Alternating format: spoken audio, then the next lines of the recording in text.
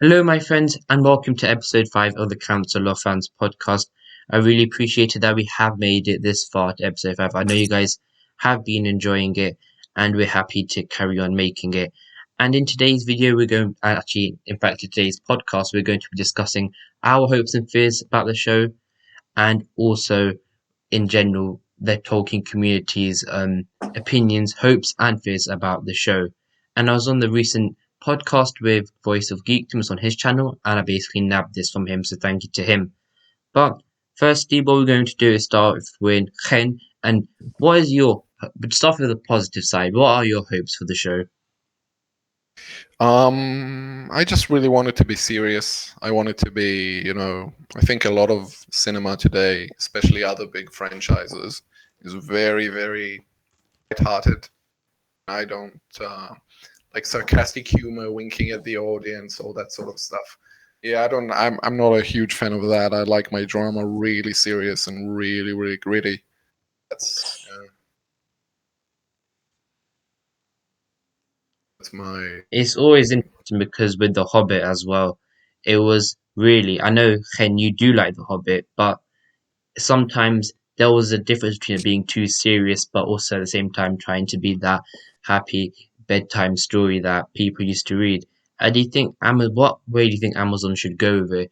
Try, as you said, go more serious route, or try mix between the two like The Hobbit did, or just go full one way and say we want it to be dead hard serious? I should say when I say that the movie should be serious, I don't mean that it shouldn't have humor in it. I think that the seriousness of a movie can only be judged, or a TV series in this case, can only be judged against just how lighthearted it can get. On the whole, I think the tone should be quite serious. And in The Hobbit, if you look at it as a movie, on the whole, I don't mean like occasional action set pieces or jokes, but on the whole, it is quite serious, especially in the third film and also large parts of the second. It is quite serious, and it's actually not only serious, but it's very, very tragic. The main character dies, and it's not a martyric death. He dies because of his own missteps. He's sowing the seeds for his own downfall. It's like I don't know, like Greek tragedy, really. I like that. Poorly executed, but yes. It's another thing we don't see a lot of recently. Tragedy. But while on the lines of talk, Well, go on. there's plenty of tragedy in the Second Age. So, whether they focus on the early epoch, well, basically, I'm sure a good chunk of the elves should die in Aragon if they focus on the latter epoch. In the Last Alliance, isn't Isildur basically like the only named person? Well, I guess you got Elrond and Círdan, but aren't there just like three named survivors of that whole conflict? Yes. So yeah, we got plenty of tragedy here. So I think we should be good. In my opinion, we did see tragedy in The Hobbit. It was just, again, poorly executed. And that's the thing with tragedy. If you don't execute it properly, it's really sort of almost no longer tragedy. I think the tragedy is executed very well, and I was actually going to say that in terms of depicting tragic characters like Celebrimbor, Thorin is an absolutely excellent example of how to do it right, because he does have a lot of sympathetic characteristics, especially early on. He's heroic, he's a good leader and all that sort of thing. And yet it's not so much of quote unquote tragedy today is not tragedy, it's martyrdom. By which I mean, you look at something like Avengers, and Avengers is a good example. Let's go with that. And the death in that of Tony, spoilers, it's not tragic because it's triumphant in having died. His death is the result of the acts of the villain. True tragedy is when a character has a flaw, and that flaw leads them to their downfall. And and Thorin has that. He's proud, he's angry, he's very, very like dwarves first policy. And I think as there's both in the case of Feely's death and Thorn's death. There were two reasons why I didn't really think it was a tragedy. One being that it was the characters were not that well developed, in my opinion. I did not feel close to them at all. They weren't relatable or anything like that to me. And in the second, I felt like the deaths were sort of anticlimactic, mostly in the case of Thorin, because it really seemed like Azog was dead and he should not have been able to come right back out of the ice and kill Thorin.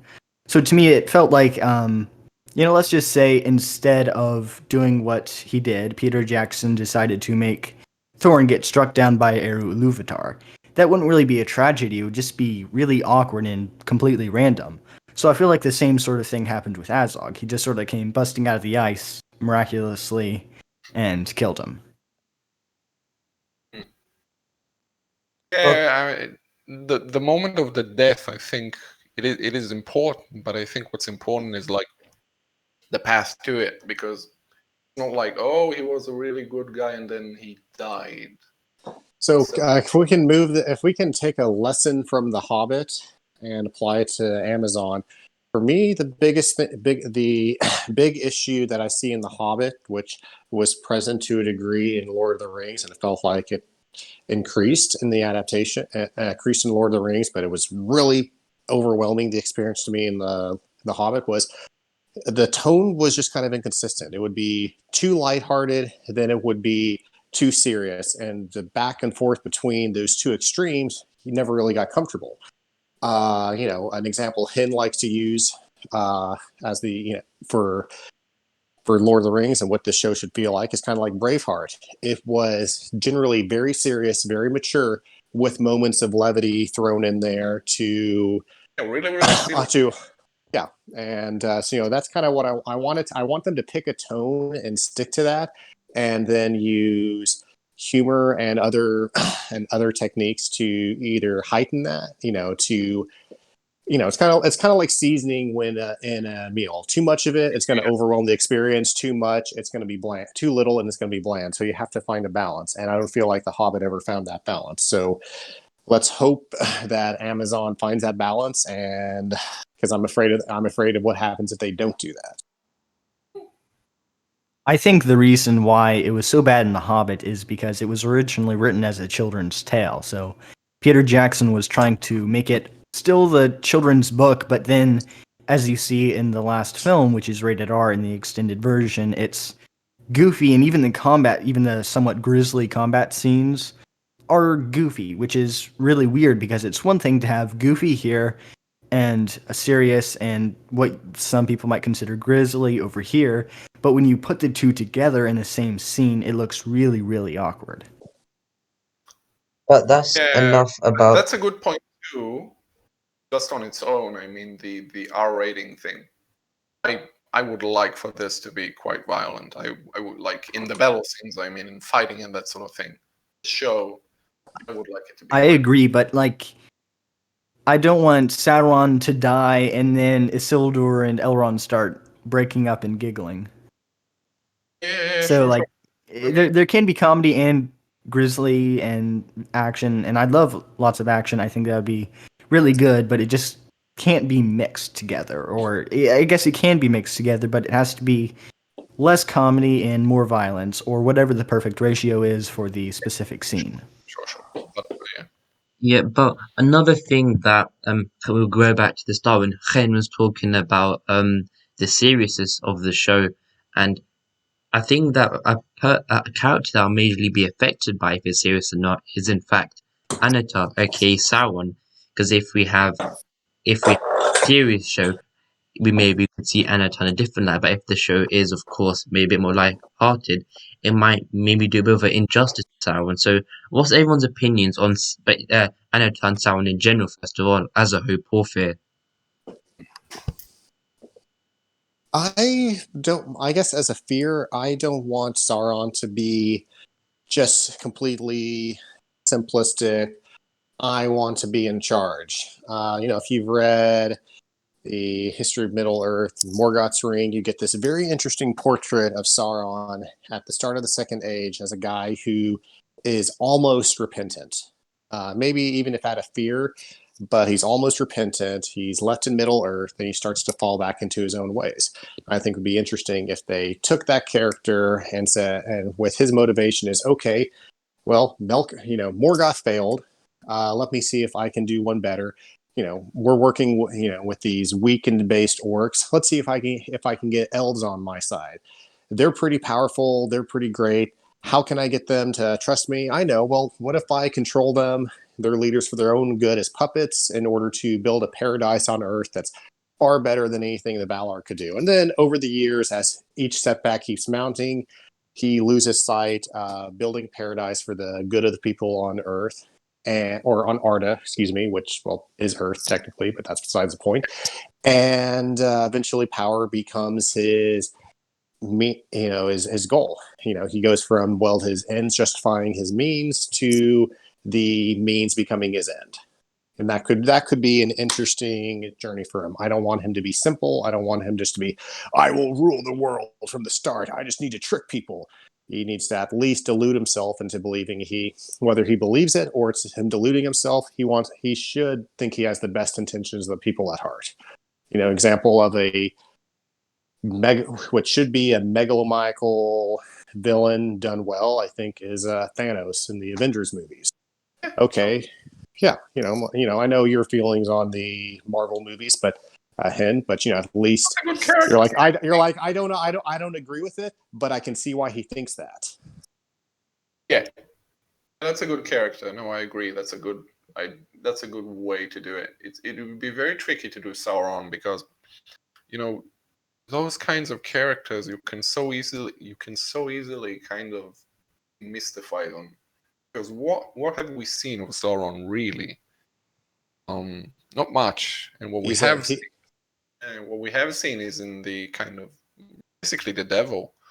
And so doing it as a person who is in scenes, talking to people, it'd be tricky. It would be. We've talked about this before. I remember. It's really kind of, and it's not a bad example actually of how to do this. It's kind of Revenge of the Sith. This whole premise. Like really, like almost down to some of the finer points. And well, he should have some points in that the elves are fading. That looks like Middle Earth is been left to itself. I mean, his message should be appealing to the elves. I mean, let's just consider for a fact that in all versions of her story, Galadriel always rejected the advances and didn't trust Anatar. But in the end, she still accepted a magic ring and used that to great effect. So she at least liked the message, even if she didn't quite trust the messenger. I think Sauron should mostly be enigmatic, slightly. I know that he's definitely not an enigma, but he is a little bit mysterious, and I hope there's not many things I want the show to pull from The Mandalorian, but one thing I did like about The Mandalorian was whatever the protagonist's name is, he was mysterious and he was always climactic. He was sort of predictable, kind of like a Hobbit, but he had these traditions and he kept by them. And I want to see Sauron sort of in the same light, but not exactly, not necessarily with traditions and stuff like that. But I want to see him be sort of the figure in black in the corner. So it'll be sort of from his perspective, but as he sees other people. I think Sauron, his motivations should be plain by what he's doing and how he's doing that. But his attitude, I never want them to have some exposition on what he thinks at any time. I think over the course of the series, you should see that arc that he goes through, but it's never explained. Exactly. I've had this idea of how Mordor, and we know that only that northwest portion of Mordor was, a volcanic hellscape. The rest was basically farmland fed from those volcanic nutrients. But I'm thinking Mordor should originally be kind of like a semi-arid desert. I'm thinking something kind of like They you know, could a shut drier, it would be great. Yeah. yeah, a drier climate. And then as he gets more and more into, I want power, I have to win to achieve that power, that's when it morphs into the volcanic hellscape, when it's been polluted by his military machine for so long that nothing can grow there. And we need to see, just like you just said, we need to see him through his actions, not through some dramatic monologue. Yes. Oh, yes. Let's keep And- exposition dumps to a minimal. And we have hopes and we have fears, and then I have something I haven't talked about yet. We have ridiculous. And I know people out there wondering now are my friends, and I know Hope Justin is. I know he's a nice guy, but he said that he hopes that in the show Sauron has a love relationship with Galadriel. If Amazon, and I think he quoted saying he wants it to be like Lord of the Rings meets Riverdale or something like that. So if anything ridiculous like that does happen, so first of all, I'm sure most of us are against stuff like that because the point on the young Galadriel, for example. So, and he was talking about, oh, why don't we just have a relationship then with Sauron, with Anatar, and then have some drama going between them. I think if I know it's really unlikely, but if Amazon did do anything like that, but I highly doubt it at the same time. But it is even ridiculous thinking about it, having probably just it's so crazy thinking how Anatar can get into a love relationship with Galadriel. Then imagine all the nudity things that might come out of it. Oh my god! Hey, I gotta get that hot elf Maya action, if you know what I'm saying. No, please. I really hate that interpretation of Sauron.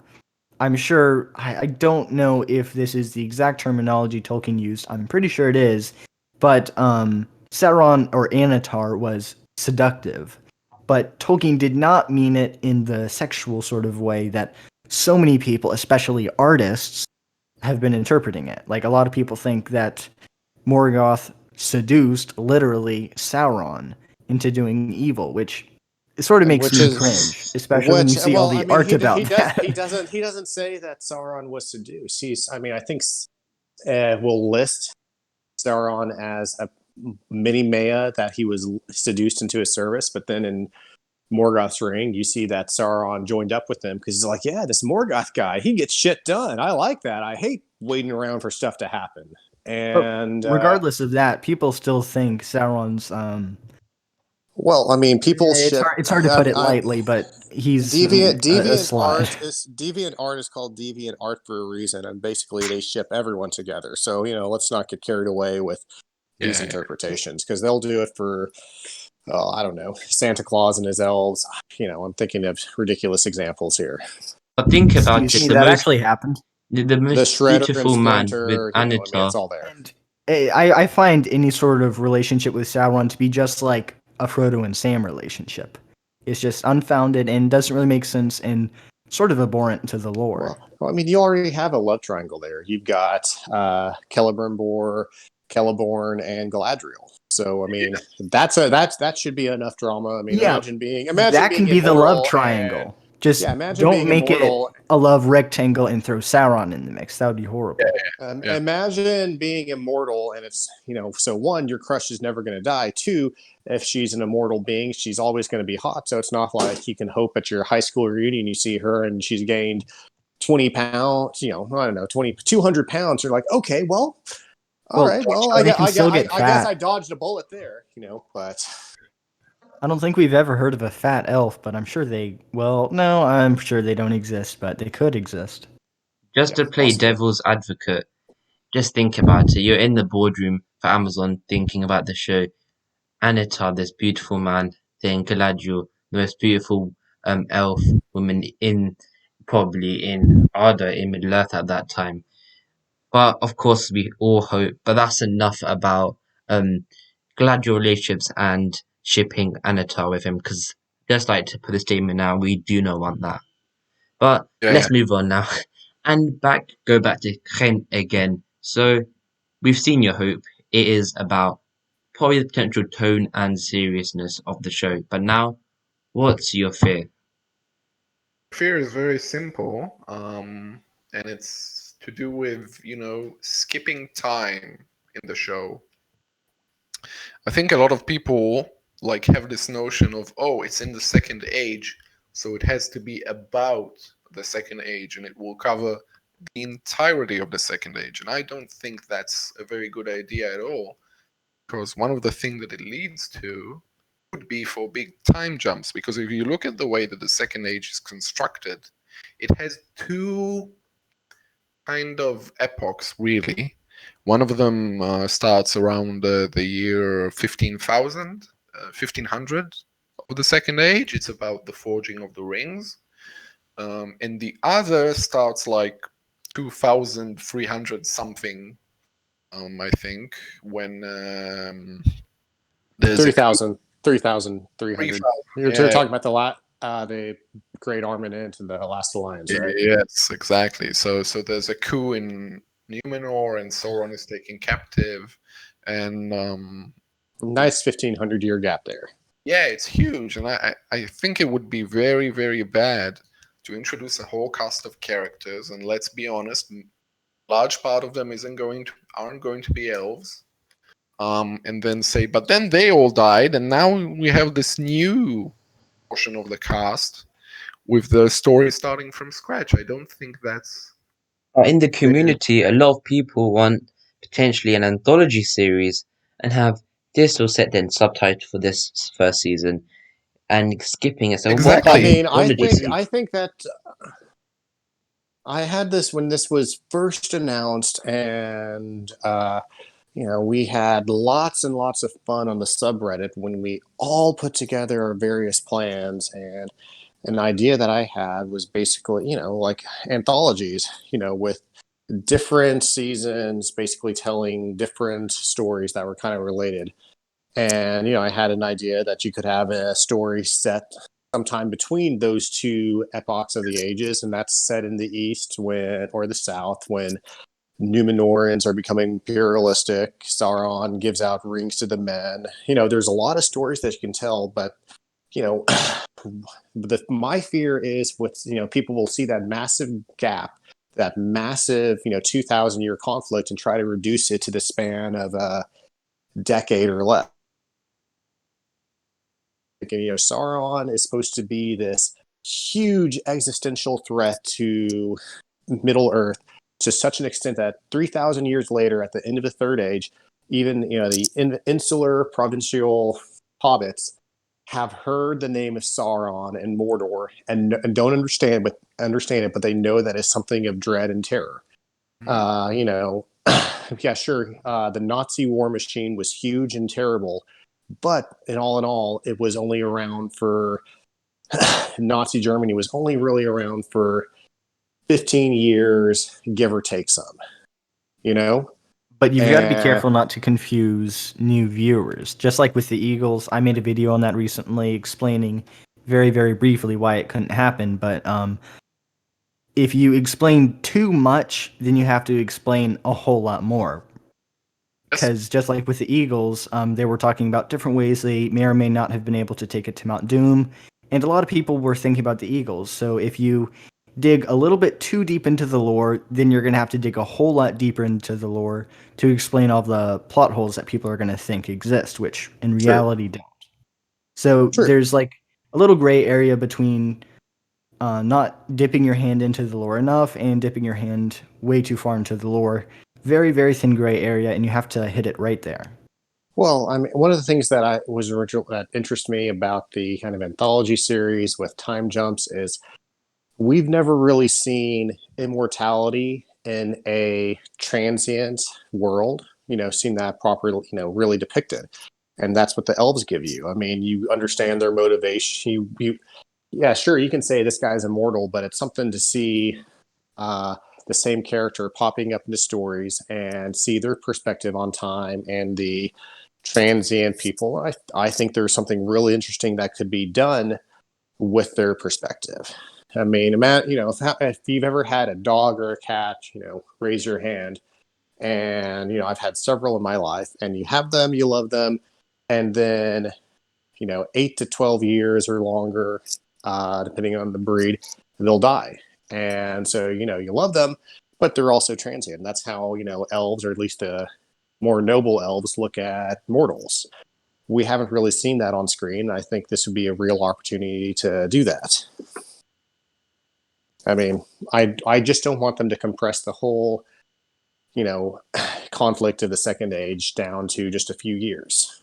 That's true. Yeah. Also don't And want, back to him, what I think, he was saying is they can have sort of time jumps.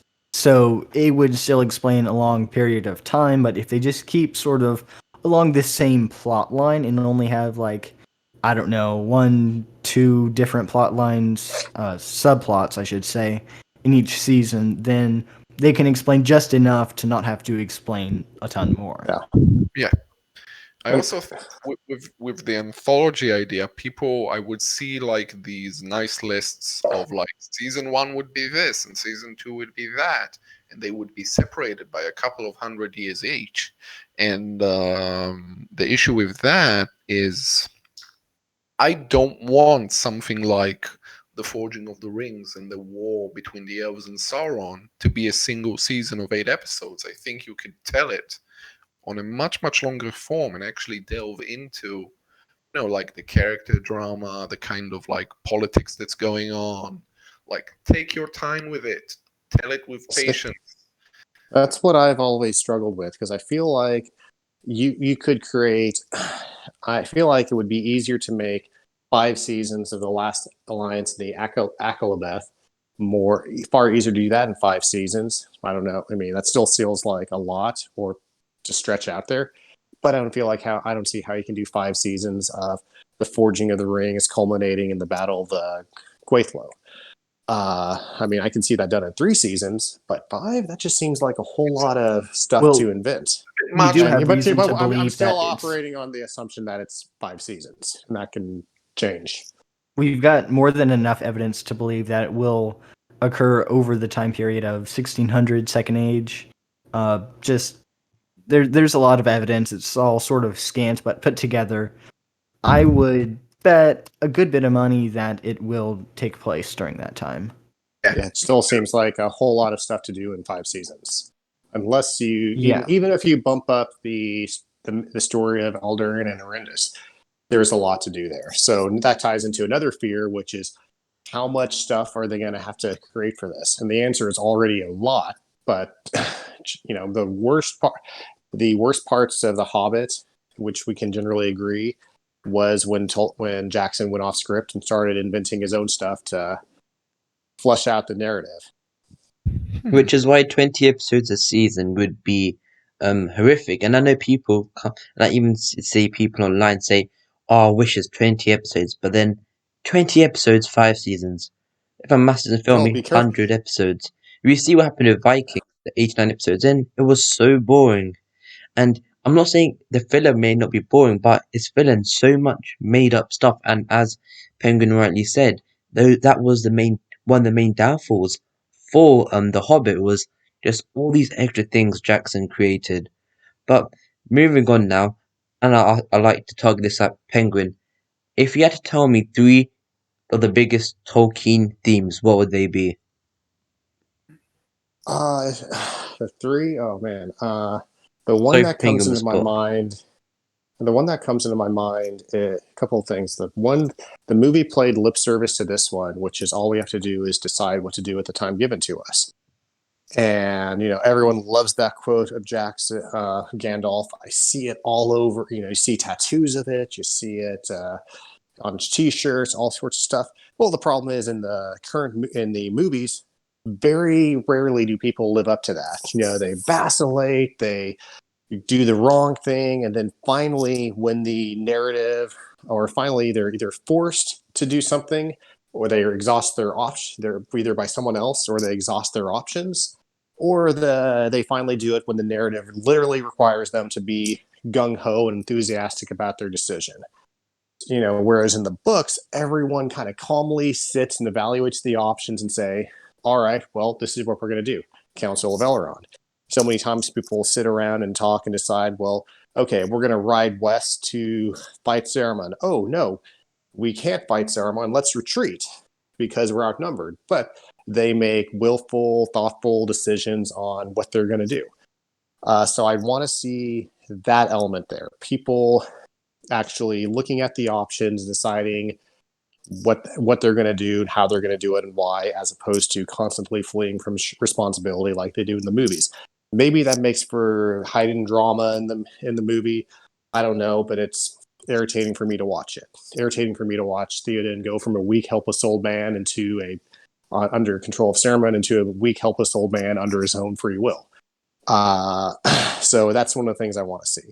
The other theme that is on the top of my mind is power, and basically how power will corrupt and ultimately undo whoever deliberately seeks it. Picking on the movies a bit, one of the weaknesses of the movies is that, to me, is that using the ring was never a realistic option. They basically said, nope, we can't use it, only Sauron can, so that means we have to destroy it. Well, in the book, that was an option that they could have used. Boromir could have seized the ring and been in effect to, used it to potentially save Gondor.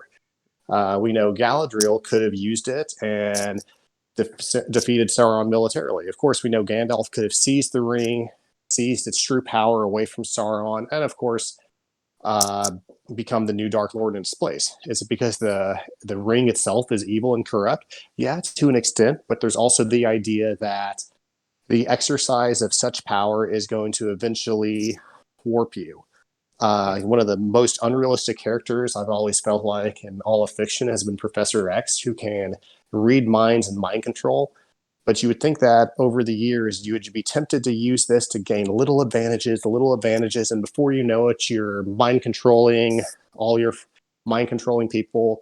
Because, with each exercise of that power, the next one becomes that much easier and that much easier. And that's kind of how the ring operates. So I want to see, the negative effects of that power. And the big thing is that Amazon don't abandon these important themes of Tolkien, which of course could come under as a fear. But moving on now, unless does anybody have any final? I think we haven't, Gallifrey, you haven't said your personal fear. What would yours be?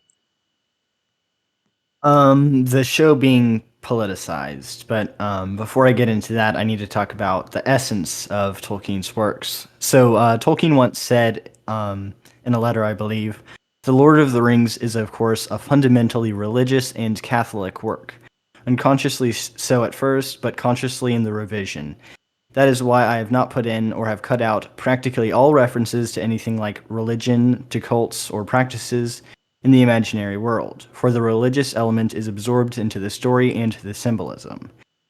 And what I like so much about that quote is that Tolkien did not try to make a statement about his beliefs, nor try to persuade others to conform to his ideology and theology, despite being strongly Catholic, though it did naturally seep into his works.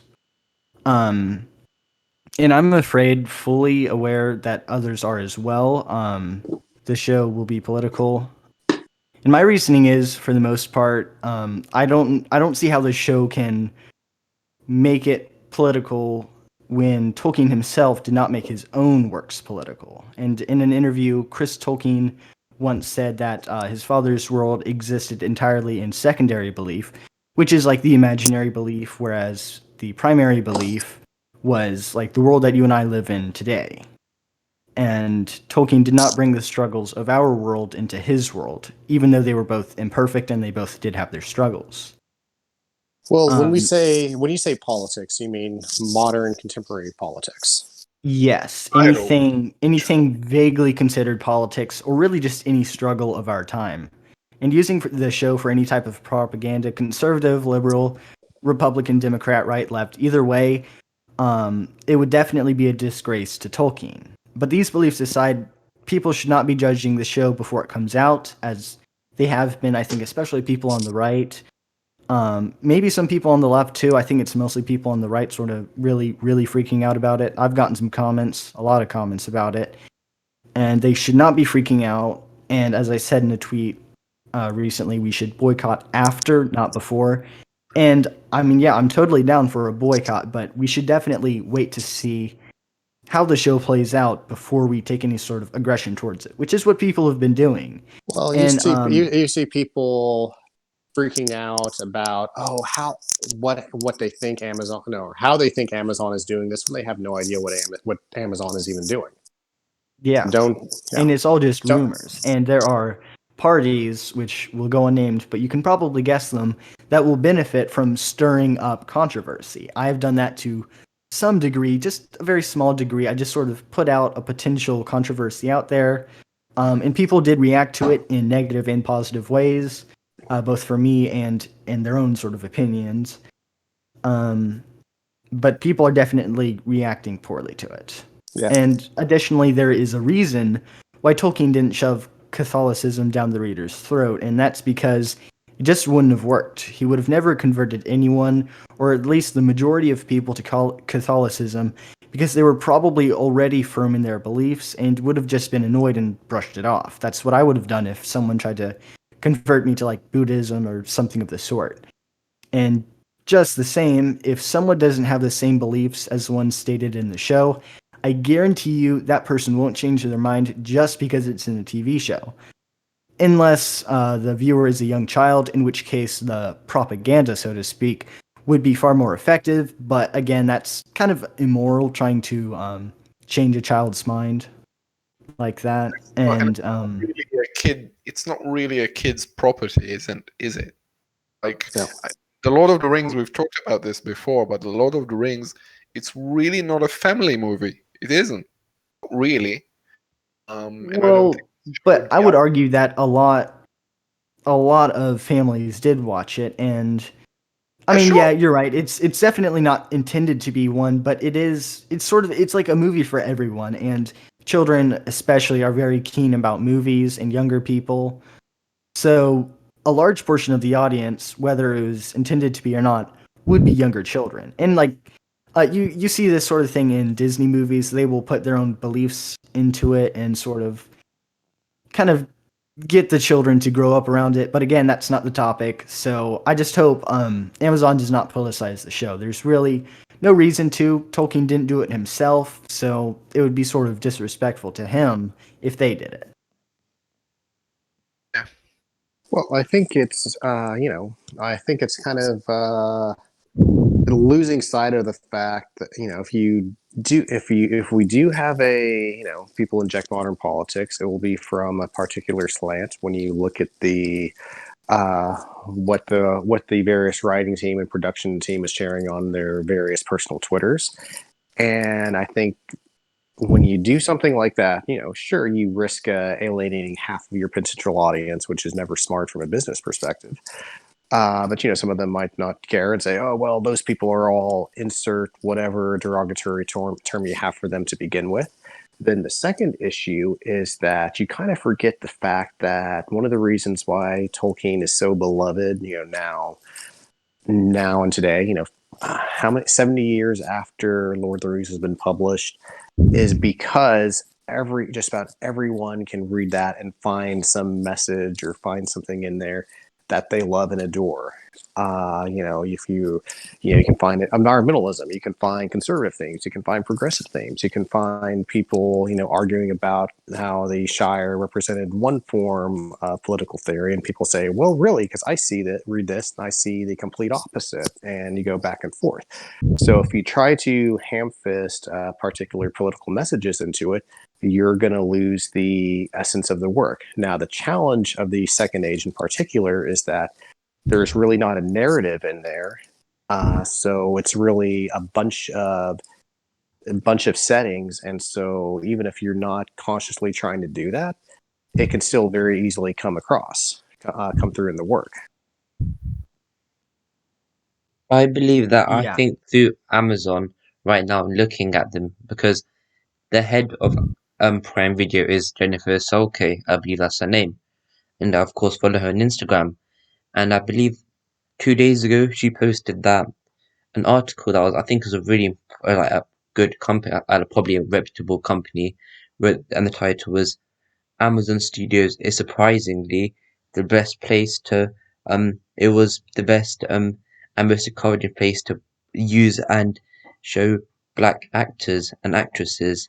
And it looks like that Amazon from that, and then she did retweet it and was, of course, proud of it, and of course that is a proud thing, of course, because you're trying to get in lots of their different shows and movies they're implementing diversity, which is of course, and then of course there's a debate about is that in Tolkien. We'll probably get into that later, but it looks like they are from the top. They do look like they want to be a progressive company, and it is interesting whether we will see this or not in this show. But of course, as Gallifrey and Talkative referred to earlier, that we can't judge it yet. But the signs is the interesting thing. The signs from even from that, someone made an article on the head of Amazon Studios is retweeting and happy about it is interesting. Maybe we'll see more progressive things. Maybe they'll stop it and maybe not do it just for Tolkien. We won't know. Yeah. And in addition to what I just said, I'm also really afraid of corny action scenes in the past, and well, even right now.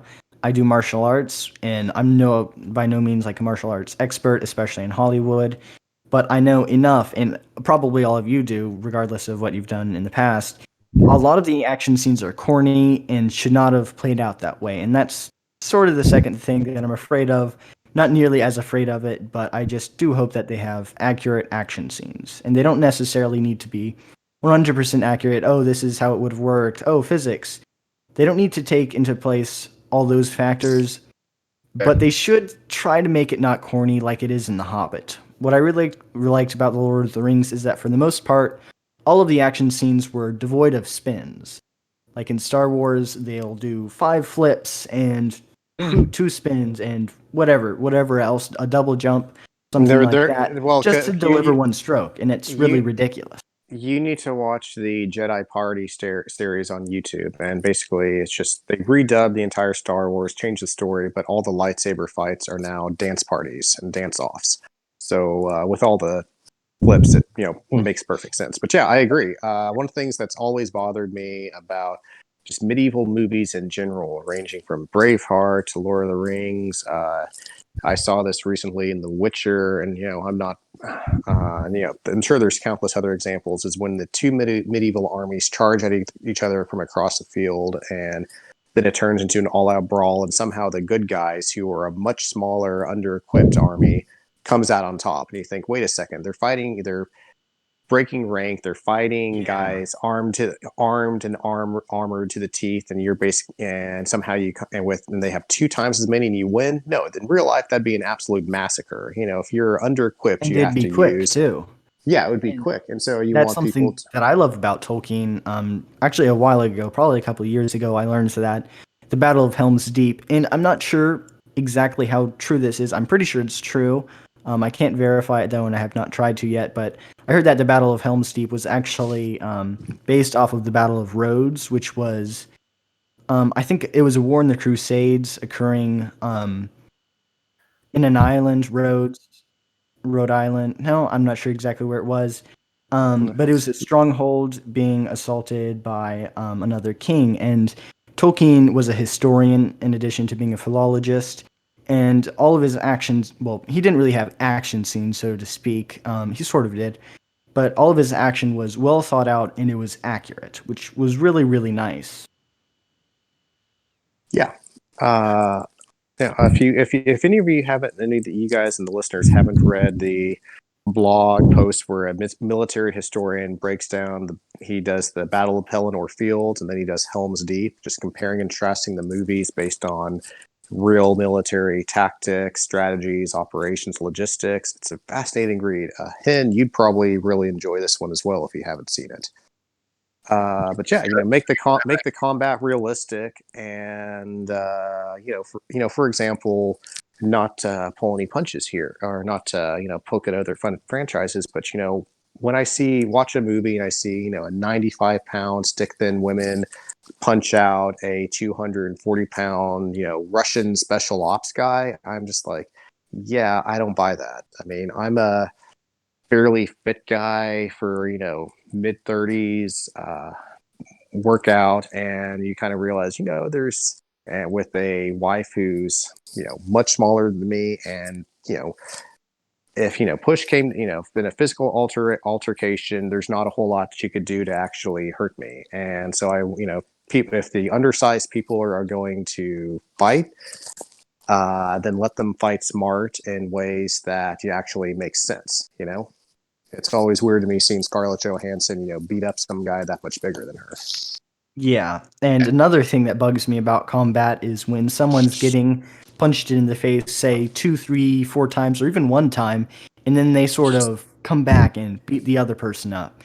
And I've not been punched in the head too hard. I've been punched in the head pretty hard, and it hurts a lot. And it's really hard to come back into a fight when you get punched in the head, at least, one time. I can't imagine how it'd be getting punched in the head 2 times by someone whose adrenaline is pumping and they want to kill you. I can't imagine coming back and trying to beat them up and actually succeeding. I want to go into... Yeah, go on, Ken. No, I was just saying again, I think the action should be like... I think one of the things that helps is making it really, really violent, but it should also be fairly grounded as well at the same time. But yeah, making it violent always helps. I just think the best way to summarize the like how, for example, Women Warriors, for example, I want to go into the show and I want the show to establish that, okay, women are fighters, or not try to persuade me for 5 seasons and try to send a message that women can be fighters. I want to go into the show knowing that women can be fighters, which means they can maybe, if they are really, really good enough, I know Ping said it's hard to beat up like a 400-pound man with strength, but I want them to have the same flaws as men warriors do, because I think in probably movies and shows right now, the flaws of probably the big women warriors are just not non-existent, but just not even there. And I believe she can go beat someone else, but I also want to see her maybe lose that as well. Makes sense. So I think the way to summarize is that I want to go into it knowing that this woman, warrior, for example, I don't know, some random new name character, yeah, she might be able to beat out the man, but she should also be able to lose to this person as well and have that equality. And I also want that man, I want you to be that person, and also at the same time, I want you to also lose to that person. I know even women don't like this phrase, quote, strong women, that because with that quote you're implying that they're weak women. You don't normally say strong men.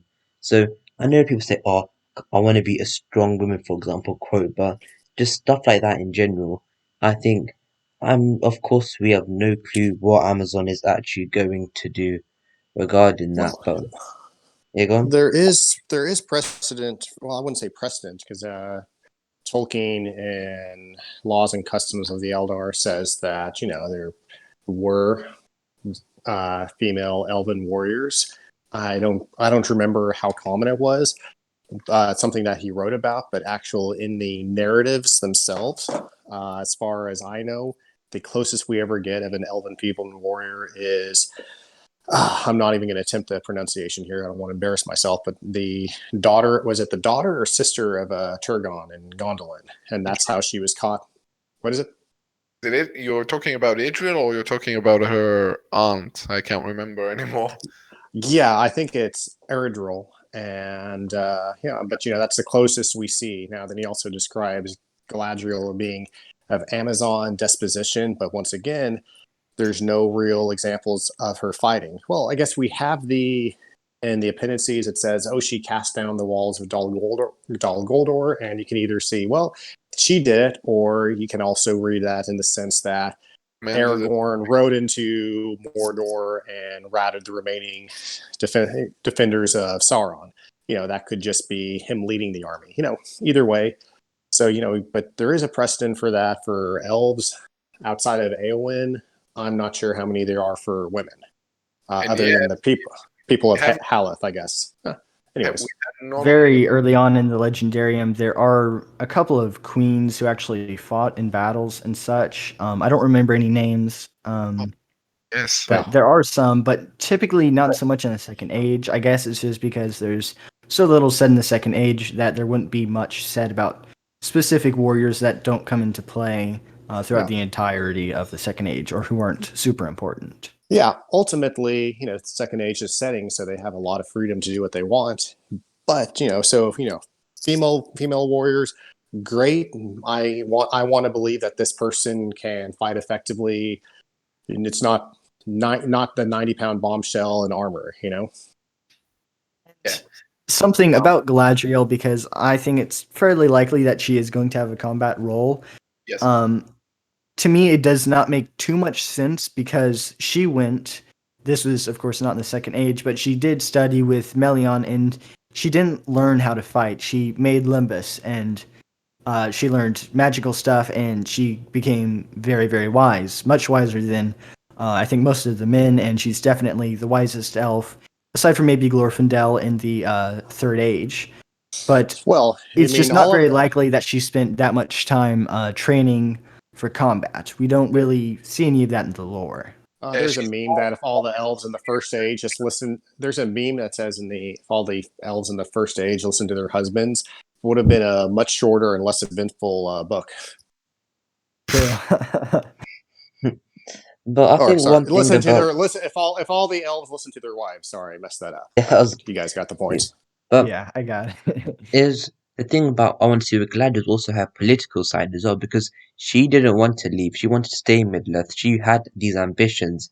And I think Tolkien Tube correctly talks about maybe the physical side maybe a bit too far, because she did say in an interview that the physical side of it has been quite like a bit of a strain for us. I think that was I don't think that was the direct quote, but maybe seeing the political side of her in Orion would be great, and seeing the dynamic with Celebrimbor and even Gilgalad, etc. Yeah, that's the thing I'm most looking forward to. I think that would be the center of it. Like you have it's like this. So you have Celebrimbor, kind of in the middle. You have Galadriel and Anatar, who are on opposite sides. And they're kind of trying to sway the people of Eregion, the guild of Celebrimbor himself. It's kind of like it's a kind of tug of war type thing. Very, very interesting. We haven't had much of that in the films. A little bit, but nothing like this, where it's really kind of political and ends up with Galadriel being, I believe, cast out. It would be a really interesting dynamic. But I think another thing that we could actually touch. Can I say? Yeah, go on. Politics exist in Lord of the Rings narrative. It's just in the background because it's primarily through the point of view of the hobbits, but you get a glimpse of the politics at play between Aragorn, Denethor, Boromir, etc. But it's not at the forefront. It's in the background, but it's there. There's little bits. There's also, I know, like the negotiations between Thorin, Thranduil, and Bard. Their politics. It's a relatively small part of the narrative. It's mostly adventure in the sense of a quest. And this is the first time where we're getting something completely different. It's just people kind of vying for power, for influence, I should say, but perhaps very interesting. That way, it is very much like Game of Thrones in that specific way. Interesting. Well, I would like to see a whole lot of Galadriel's character, especially with her pride.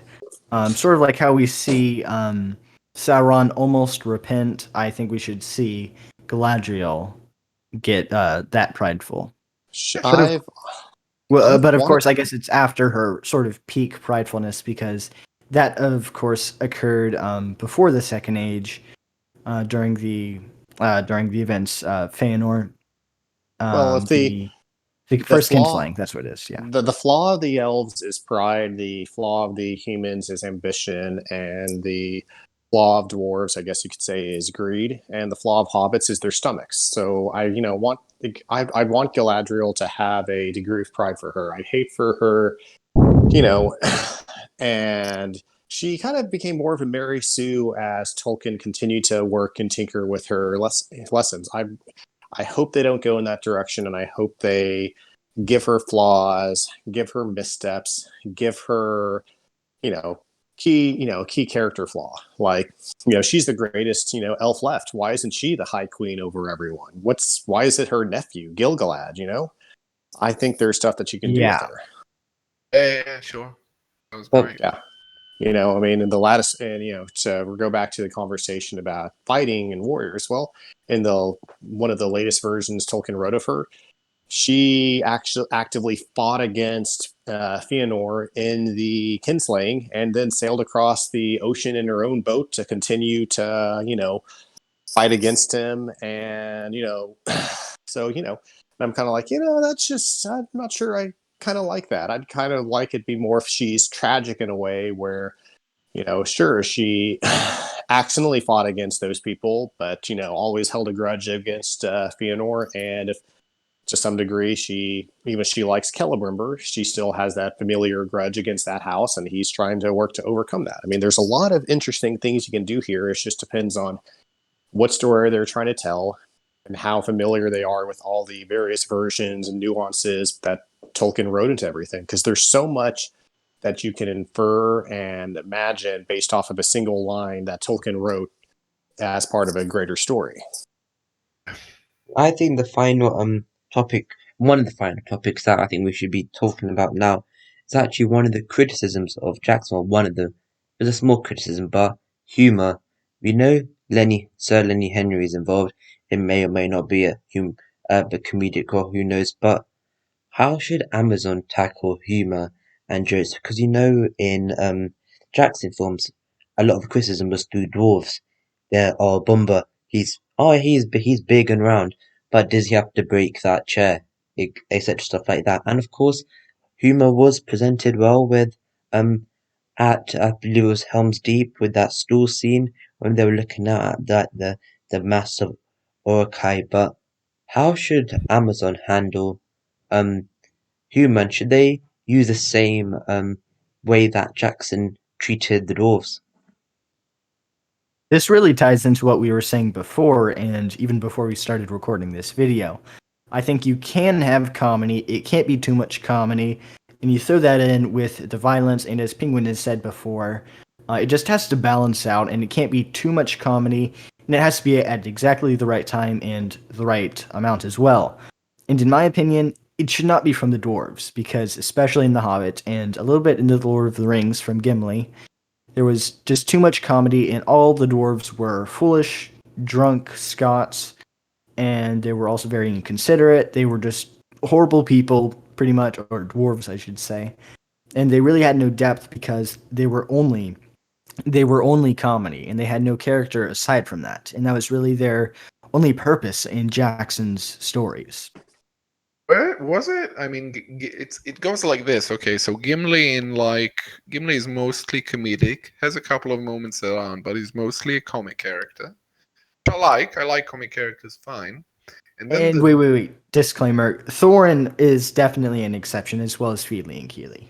also like Balin, and like I would also say maybe even Dwalin. Like there's a couple of characters that are done very well, and I would say that as a dwarvish story, I think the dwarves kind of had their time to shine.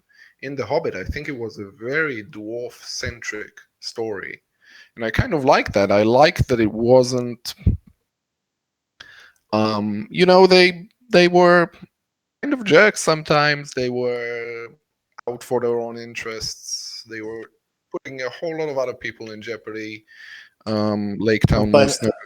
I like but that. it was all played up for laughs. That's the thing. Oh, Especially That's my in criticism. Hobbiton and in Rivendell, the dwarves were. I don't think they could have been much worse, in my opinion, because they were just comedy. It is true that in other places, dwarves such as Balin weren't, but we only really saw a serious Balin like one or two times throughout the trilogy, and other than that, he was either in the back or he was sort of lumped in with all the other dwarves as comedic relief. And like Dian Ironfoot, he was also comedic relief. yeah. Of course, it wasn't even that. It was, to me, it was just more random, but that's just me. So I would definitely like to see some serious dwarves, kind of like Gimli, but I feel like Gimli was definitely less comedic relief, but he just wasn't developed. Jackson could have definitely developed him more. Well, But in Yeah. the then again, first movie, I see why he didn't, because if he did, that could sort of overcrowd the movie. You don't want 5 protagonists. well, but he also in the first movie he was present for the second half of it, and or excuse me, he was present in the first movie in the second half. Then Two Towers and Return of the King. I cannot think of a single instance when one of Gimli's lines or one of his presence in the scene was not used for comedic effect. Like as soon as I remember watching in theaters, and I was younger and more mature then, but even I recognized that okay, Gimli speaking again, it's going to be some kind of joke, and there we go. There's a couple. I think there's one where he like disagrees with Theoden. Like he tells them, "Oh, these Urukai, their armor is thick and their shields broad," and that's the one Gimli beat in the Mhm. in the two films, the later two films that I can remember that isn't really comedic. One is a good Yeah. example of one comedic dwarf. Very, very good character, very serious minded. And as Penguin said a couple podcasts ago, that's just because Merry and Pippin left and weren't able to be comedic relief anymore, which was, in my opinion, I think that the whole comedic relief thing was poorly played on Jackson's part because he pretty much always had to have comedic relief, and that He sort over of I ate I away felt too like many characters. he overdid the comedic relief in the last two movies, and then in The Hobbit, well, in my opinion, the less said the better. But for me, I think Fellowship was, in my personal opinion, is by far the best out of all of them. Hmm. And I think something I really didn't like about Merry and Pippin is that in the beginning, they did not get the introduction they deserved as some of Frodo's friends, or really any introduction. They literally just ran into the plot, they ran into the storyline, and they had no backstory. And that's fine because they were just comedic relief. But then in the Two Towers, when they were no longer comedic relief, to me it felt awkward because they had no backstory. It's like just pulling a rabbit out of a hat and then saying, "Hey, this is your character," because it So, was just comedic relief beforehand. I mean, it almost seems weird to say this, but just jumping back to Amazon, Amazon should look more towards, in my opinion, Game of Thrones for the style of the narrative in question, which will probably Five be minutes. off-putting to people. But the difference between, say, this and Game of Thrones is, instead of the gratuitous nudity, sex scene, and violence that the show reveled in, Lord and Tolkien, all of that's, politics, all of that stuff. It should be shown as counterproductive towards the what you're actually working to. Uh, Politicking should just be shown for the fruitless exercise that it is, as opposed to Game of Thrones, which just reveled in the cynicism of the whole setting. And and Tolkien, this should be shown for the waste that it is. which is There was why actually one author who said fantasy is escapist, and we're all held prisoners by all the struggles of this world, and we're all prisoners, and it's our job to bring as many people with us out of the quote unquote prison as we can. And that's what fantasy is. And I personally fundamentally disagree with that. But I think there is something that we can take out of that, and that is fantasy should be a sort of escape, and it should all be with second, as Tolkien says, secondary belief, and it should not have a political purpose. If it does have a political purpose, then it's no longer fantasy. You can call it allegory, or I guess in some cases you can call it satire, but of course that has to be much more comedic. Yeah. So just to round up now, I'll ask a few more questions. So, in your guys' opinions, not for us, but in the Tolkien fandom and community in general, may that be on Reddit, Twitter, Instagram, YouTube, just a general fandom, what do you guys think the general public's biggest fear is about this show? I'd say the politicizing of this show, and I mean that term loosely, of course, like making characters black unduly, including sex, nudity, and I think the least amount of people are worried about violence, but I understand why people want there to be too much violence in it, and I I think agree with black that. I and think nudity it should comes be. under its own subtopic with diversity. I think it's sex, nudity, then you have a different topic, holy, which is diversity, and then you have the fighting, etc. And I know that this can be specifically targeted at Hen and Penguin as well, because you both are primarily on the Lord of the Rings on Prime Reddit, which has over about 20,000 um members now. What are the main things people keep on recurring to, and the biggest fear do you guys think? Right now, it's on the Reddit is what comes up all the time. I think it's primarily seems to be a few people doing that, but it's the black elves or the diversity for diversity's sake kind of casting, which I kind of roll my eyes at. But it's also kind of the world we live in, and so it's one of those things. I'm like, okay, I'm prepared to accept that. I don't think nudity or sex has really reared up its head in a while, and frankly, I'm not opposed to that as long as it's shown in the right light and the right context. I mean, in the right context, it can be a way to show Numenor's moral decline within the moral framework that Tolkien provided. Now, if it's a bunch of elves getting together, to shower together, well, that's a little something else that I'll have more of a problem with. Yeah, it's that. It's you're right. The diversity issue is quite pronounced on Reddit, I think. I mean, It's and to be fair, it's we don't know anything. Yeah. We do know though. We've seen the cast, and there's quite a few people. Amazon themselves and the casting calls them diverse people, and there's a lot of them. And there's no way that there's so many of these guys are all playing, Haradrim and Easterlings. There's just no way. Yeah, They have to totally. be No way. that at least some of them are going to have to be parts of the main narrative. They're going to have to be, I think, in Numenor, because we do have one of the roles which we've pinned down as being almost certainly a Numenorian queen. One of the roles in the casting from our very first discussion calls for a diverse woman. And so I think they're going to play Numenor specifically as a kind of like, exotic island kingdom, and use that as a kind of excuse, but as a way to inject diversity into it. It's not what Tolkien had imagined, but I can kind of see it working. I Yeah, believe that Ismail's Right. role in the show will probably, I think, is going to be a main character and probably be the most controversial one at the same time. I can already tell from now that he is going to have an important part to play. But yeah, continue. Or not. I'm joking. But just to just wrap up, just to finish on some positivity. We'll start with Hen, then we go to Penguin and Talking Tube, so one after each other. I've tried this 4 times, a full podcast, it hasn't worked. Please go after each other. One any positivity, one thing that the thing you're most looking forward to from the show. Like I said, I'm looking forward to kind of the politics of it, the kind of games of power that are going to happen between the characters. I think it's really, really interesting. We haven't really seen that before. It brings a whole new degree of kind of realism to it, because it does make it a lot more like historical movies, like medieval historical movies. And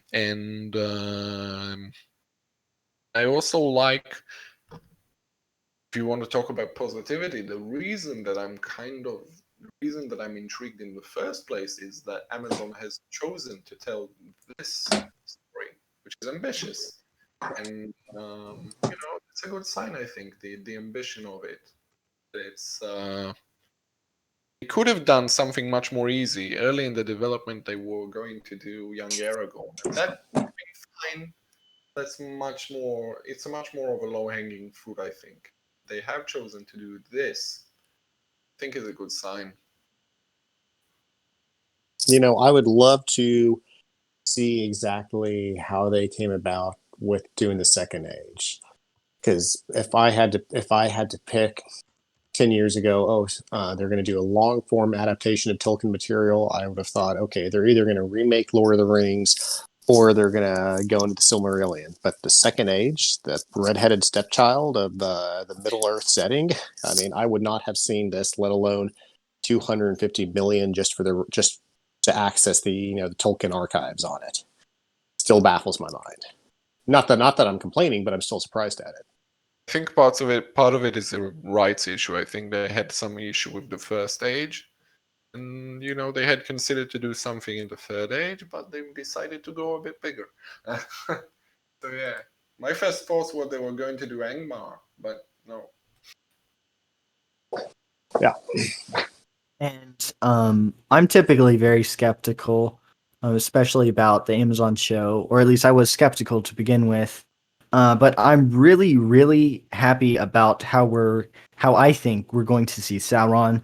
I'm really excited for that. I think that will be interesting and very, very entertaining.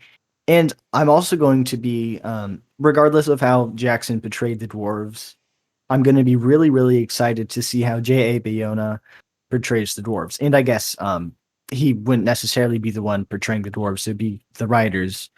But either way, I'm really excited to see how we're going to see the dwarves.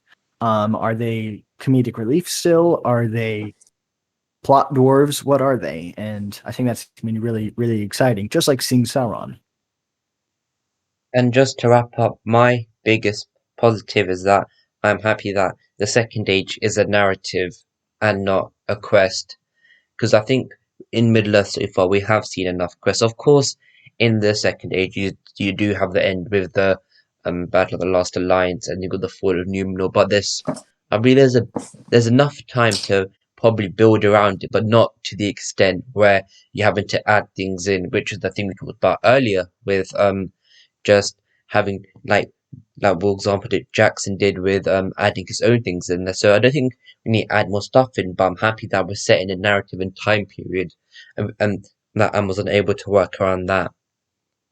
Just any last thoughts, anyone? Yeah. So you just talked about adding things in, and one thing I really liked about the Lord of the Rings trilogy is that it left out more things than it put in, which is also what I didn't like about The Hobbit. So I hope that now I know they're going to have to make up a whole lot of stuff, but I hope on a grander scale they leave more out than they put in. I know they're going to have to put in some main characters or twist them, give backstory and stuff that's not told in the canon. But I do hope that they leave more out rather than putting more in, especially when it comes to plots. Anything from anyone else? I mean, by and large, I'm just excited about the potential of a foray into Middle Earth. I mean, I know how I think, and I'm probably going to end up being disappointed in the final result. But it's the potential of what you can do in that setting is really exciting for me, and I've really enjoyed the discussion and the speculation both here and elsewhere. And Ken, anything else? Um, I agree. I think it's nice to have some more airtime in Middle Earth. We've had plenty, but it's nice to have. I think also, there's the setting of the show is such that we're going to have visual opportunities that we've never had. I was talking about the narrative that it's going to be, a political thing. There's also going to be like kinds of scenery that we haven't seen before, like the ocean, beach. They're shooting on some of those kinds of locations. It would be great to see on the screen. And I just want to end with this. We have been recording for an hour and 13 minutes, and it looks like Miss Nikki Vangan is now online, which is always great.